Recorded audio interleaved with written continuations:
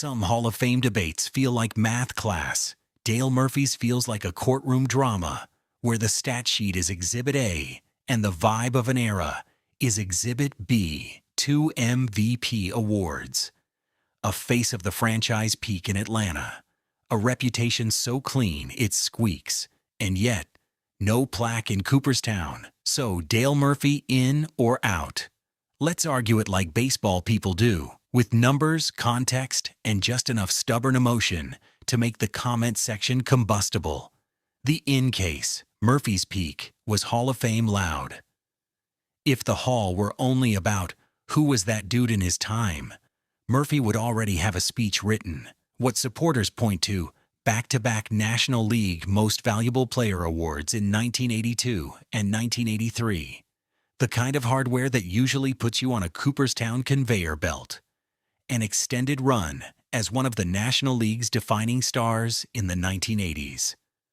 A premium defensive position, center field for much of his prime, plus leadership and acclaim as one of baseball's most respected figures. A big part of why his candidacy keeps resurfacing in era committee discussions. The heart of the in argument. Murphy's best seasons weren't nice. They were dominant, and dominance matters.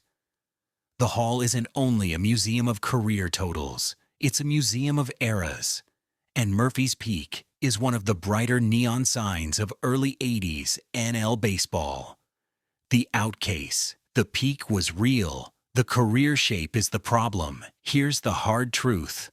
Murphy's candidacy is unusually dependent on peak value because his career doesn't have the classic long, gentle slope of many Hall of Fame outfielders.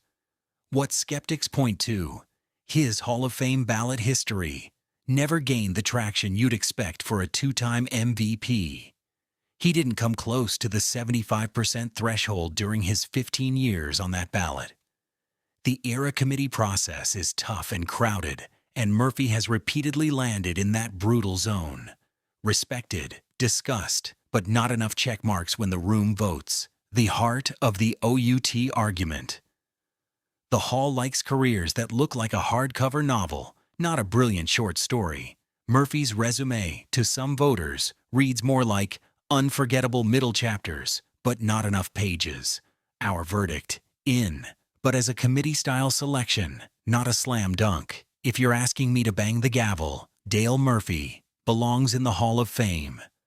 Not because he has the perfect career totals, because 2 MVPs is not an accident, and very few players with that level of peak greatness should be permanently locked out. The Hall already includes players whose cases hinge on dominant peaks rather than compiling forever.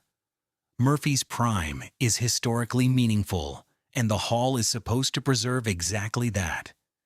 However, the way he gets in is almost certainly via an era committee, not a writer's ballot surge. That chapter is already closed. And the most recent vote shows the uphill reality. 6 of 12 is close enough to sting, far enough to send you back to the waiting room. If you had one vote, does Dale Murphy get in? Or is he banished to permanent near-miss status outside Cooperstown?